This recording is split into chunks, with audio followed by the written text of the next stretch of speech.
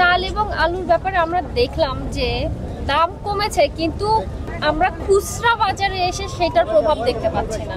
আমাদের যে স্যাক্রিফাইসটা সবাই মিলে করেছে তার ফলে আমরা যদি কোনো পরিবর্তন না আনতে পারি তাহলে তো আমাদের কোনো আপনার পরিবর্তন হলো না। সে ভাড়া না দিলেও সেই টাকাটা কোনো চাঁদাবাজদের হাতে তুলে দেয়।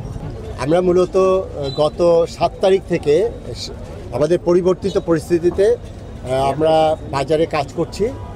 7 তারিখে কিন্তু আমি বাজারে নেমেছি। আমি প্রথমে কারণ বাজার গিয়েছিলাম 7 তারিখে, 8 তারিখে আমরা গিয়েছিলাম শ্যামবাজারে, গতকাল শুক্রবার 9 তারিখে আমি শান্তিনগর গিয়েছি, আজকে মিরপুর শাহালি মার্কেটে এসেছি।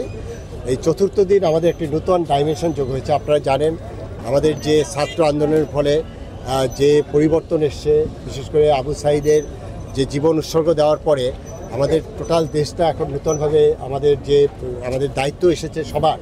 এটি শুধু ছাত্রদের দায়িত্ব না, আমাদের সবার।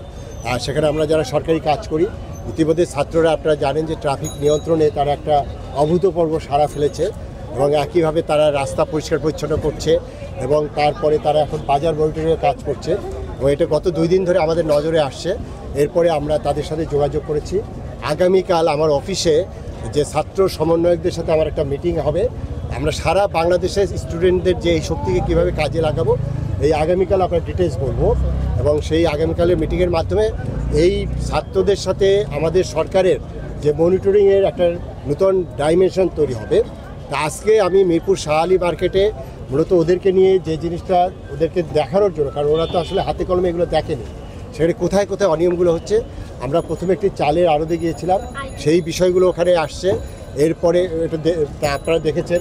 এরপরে আমরা একটা আলু পেঁয়াজের আড়তে গেলাম, এরপরে ডিমের আড়তে, ব্রয়লার মুরগির আড়তে এবং সর্বশেষ আমরা কাঁচা সবজির আড়তে গিয়েছিলাম। সেখানে আমি ছাত্রদের পক্ষ থেকে তোমাদের যে এক্সপিরিয়েন্সটা হয়েছে, তোমাদের পক্ষ থেকে তুমি চাল এবং ইয়ের ব্যাপারে, ওই যে আলু পেঁয়াজের ব্যাপারে তুমি একটু ব্রিফ করো। আর আমাদের তোমার ছোটো ভাই কী ব্যাপার না, তুমি ওই যে সবজি এবং মুরগির ব্যাপারে একটু ব্রিফ করো যে তুমি কি। আচ্ছা, আমি একটু ওদের কাছে শুনি, তারপরে একটু ওদের কাছে শুনি তোমাদের এক্সপিরিয়েন্সটা। সামনে আসেন, আপনি সামনে আসেন। চাল এবং আলুর ব্যাপারে চাল এবং আলুর ব্যাপারে আমরা দেখলাম যে দাম কমেছে, কিন্তু আমরা খুচরা বাজারে এসে সেটার প্রভাব দেখতে পাচ্ছি না। তো আমরা চাই যে এই প্রভাবটা আসুক। আসলে মানুষের মনোবল এখন ওইভাবে বাড়েনি যে আমরা ঘুরে দাঁড়াচ্ছি, আমাদের ঘুরে দাঁড়াতে হবে। আমরা ওই মনোবলটা সবার চাই যে আমরা ঘুরে দাঁড়াবো, আমরা এখন এই জায়গায় দাঁড়িয়ে আমাদের ঘুরে দাঁড়াতে হবে। আমরা আগের অবস্থায় নাই। তো আমাদের সবার দোকানদারি, আড়তদার যারা আছে সবাই, পাইকারি থেকে খুচরা পর্যন্ত সবার মনোবল আস্থা নিতে হবে যে আমরা পরিবর্তনের পথে আছি, পরিবর্তন হব। তো এটা সময় লাগবে, আমরা জানি। স্যারদের সাথে আমরা আজকে আসলাম, আমাদের প্রথম অভিজ্ঞতা, আমরা আরও শিখবো এবং এটা নিয়ে আমরা কাজ করব।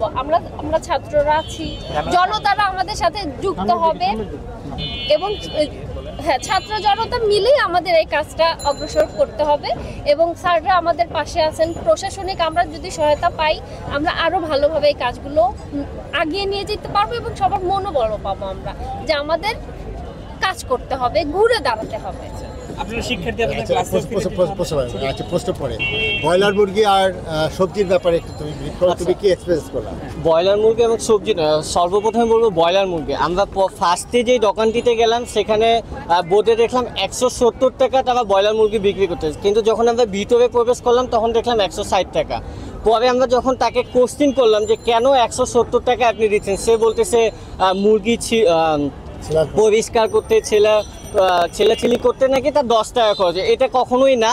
সো আমরা এগুলো আস্তে আস্তে মনিটরিং করব, স্যাররা আমাদেরকে হেল্প করতেছে। এবং সবজির দোকানে যে জিনিসটা দেখলাম যে সে নাকি ভাড়া দেয় না, এত বড় একটা দোকান নিয়ে রাখছে। আপনারা হয়তো বা ভিডিওটা দেখছেন বা ভিডিওটা করে রাখছেন যে রাস্তার মধ্যে তারা বিশাল বড় একটা দোকান নিয়ে রাখছে, সে নাকি ভাড়া দেয় না। সেটা কখনোই না। হয়তো বা সে ভাড়া না দিলেও সেই টাকাটা কোনো চাঁদাবাজদের হাতে তুলে দেয়।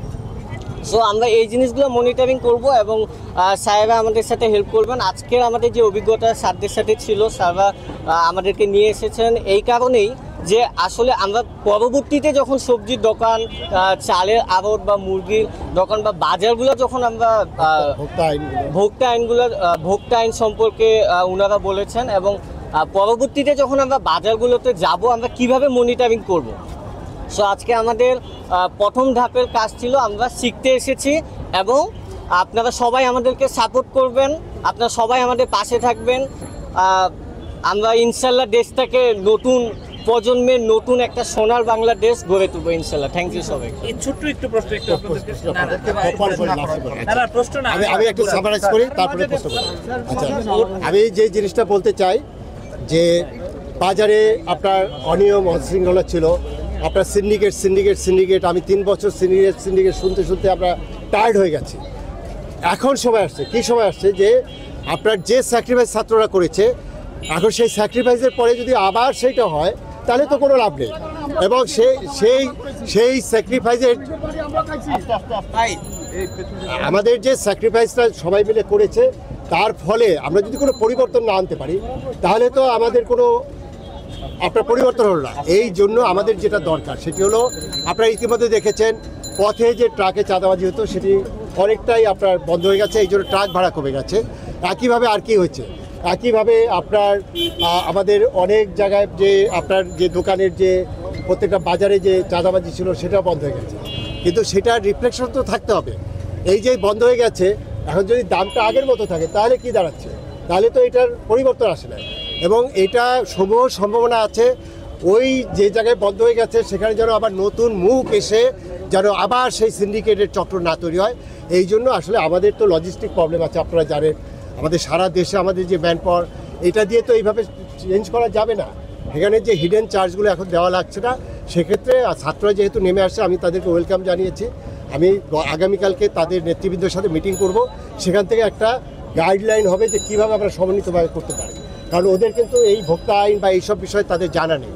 তারা হয়তো মনিটরিং করতে পারে, কিন্তু তাদেরকে আইনের আওতায় আনতে গেলে তো আমার আইনটা প্রয়োগ করতে হবে। এই কারণে সমন্বিতভাবে আমরা কিভাবে করতে চাই সেটি আগামীকালকে আমরা বলবো। এই কারণে আমি গত 4 দিন 4টা বাজারে গিয়েছি। আমরা কিন্তু যেদিন থেকে অফিস খুলেছে আমরা শুধু অফিসে বসে নাই, আমরা কিন্তু মাঠে মাঠে যাচ্ছি, অর্থাৎ সব কিছু স্বাভাবিক অবস্থায় ফিরে আসছে। বাজারের যে মূল্যটা এটি আমাদের স্থিতিশীল বা কমের যে বিষয়টি সেটি হলো এখন যে অতিরিক্ত খরচ এটা হচ্ছে না এই কারণে, কিন্তু এটা ধরে রাখতে হবে। এটা যদি আবার কেউ রিপ্লেস করে তাহলে তো আর আমাদের এই যে স্যাক্রিফাইস, এই যে এত রক্ত, এই যে সাইজ দিয়ে যে জীবন উৎসর্গ করলো সেটা তো মূল্য থাকলো না। আর ছাত্ররা আজকে যেভাবে আপনার তারা নেমে আসছে এবং তারা এই যে কাজগুলো নিয়েছে এবং তাদেরকে আমাদের অনবোর্ড করেই আমাদের পরিবর্তন আসবে তাইভাবে। এবং এখানে পাশে একজন ভদ্রলোক বলছেন জনগণ করেছে, এখানে কিন্তু ছাত্ররা লিড করেছে, এখানে কিন্তু এটা ছিনতাই করার কোনো ইয়া নাই। ছাত্ররা লিড করেছে, পরবর্তীতে আমরা সবাই অংশগ্রহণ করেছি, বুঝতে পেরেছেন। এইখানে কিন্তু এই অর্জনটাকেও কিন্তু আবার ব্ল্যাকমেইল বা যারা করার চেষ্টা করতে সেটাও কিন্তু সমাজে আছে, বুঝতে পেরেছেন। অতএব দেখেন আজকে আমাদের মাননীয় প্রধান উপদেষ্টা উনি কিন্তু উনি অফিসিয়াল প্রোগ্রামে আজকে কিন্তু ফরমালি কিন্তু রবিবারে উনি মূলত অফিসিয়াল প্রোগ্রাম শুরু করে গতকালকে একটি ক্যাবিনেট মিটিং হয়েছে এবং উনি আজকে কিন্তু সাঈদের আত্মত্যাগের সম্মান জানানোর জন্য ওখানে যাচ্ছে। অর্থাৎ এই মেসেজটা বুঝতে হবে, আমি তাদেরকে অনবোর্ড করে আমরা করতে চাচ্ছি। তাই সবাইকে ধন্যবাদ। স্যার, আপনি এই যে বাজারগুলোতে অভিযান করছেন, এই যে যারা আপনি বলছেন সিন্ডিকেট শুনতে অতিষ্ঠ হয়ে গেছে, এই সিন্ডিকেট ভাঙার